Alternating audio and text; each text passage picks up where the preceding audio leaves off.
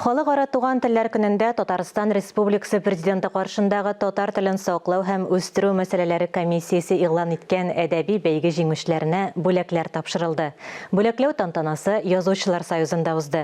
Әдәби музыкаль кичәдә хәбәрчебез дә катнашты.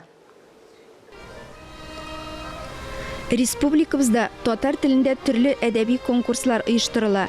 Әлегә мондый масштаблы, күп жанрларны үз иченә алган әдәби бәйге юк иде.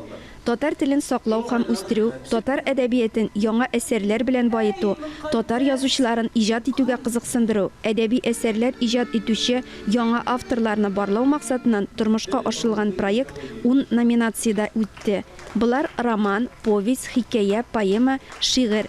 Конкурска 1500-гә якын эш килгән. Әдәби конкурслар ул гел булып тора, моңа кадәр дә булды. Ләкин бу, менә бу ярыш, бәйге дип әйтик инде, ул моңа кадәр булганнардан бик нык аерылып тора. Үзенең приз фонды белән дә һәм масштабы белән. 15 роман килде. Барысында иратлар язган. Хатын-кызлар күбрәк шигърияттә. Һәм беренче урынны шигырь буенча беренче урын, икенче урыннарны поэма жанрында да шулай безнең хатын-кыз шагыйрә димим, ул чынлап та шагыйрь Лилия Гыйбатуллина алды мәсәлән. Повесть жанрында без һич көтелмәгән әгәрҗедән Наилә Харисова. Әдәби конкурста җиңүчеләрнең әсәрләрен иң беренче укып, бәя бирүчеләр дә котлады. Менә бу конкурс ул әлбәттә күп хезмәт сораса да, аны йомгаклау, бүләкләр тапшыру чыннан да бәйрәм һәм безнең әдәбиятта зур бер вакыйга дип уйлыйм. Көн сарыла дәрә зөрлегенә, көн сарыла ишек яңагына, бишек челтәренә чуклар тезә, нарасыйлар баса аягына, тыпыр-тыпыр китә дөнья уйлап. Дөнья уйлы, буйдан буйга юллар, шул юлларга талир тәңкә чия без үстергән кызлар, безнең уллар.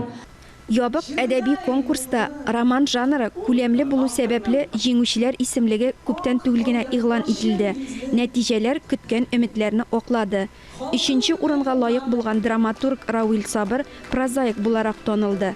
Фирдүс Хималдинов тарихи роман иҗат итеп, әзер язучы булуын, Зөлфәт Хаким татар әдәбиятында үз стилен тапкан роман остасы икәнлеген раслады.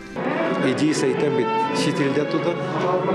Вакыйгалар бара Германиядә һәм безнең илдә. Узган гасырның 40-нчы еллары белән бүгенге көн параллель рәвештә бара. Иң сөендергәне шул, димәк, мин үз эшем белән шөгыльләнәм.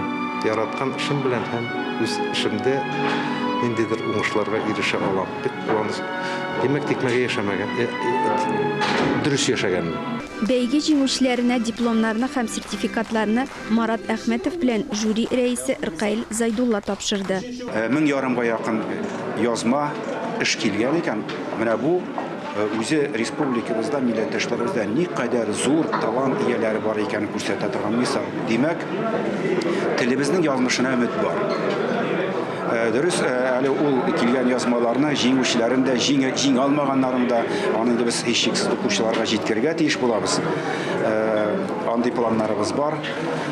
Укучылар да кабул иткәннән соң, әгәр дә менә аларның күңеленә юл тапкан булсак, без инде бу нәтиҗәгә тагын кат сөенербез.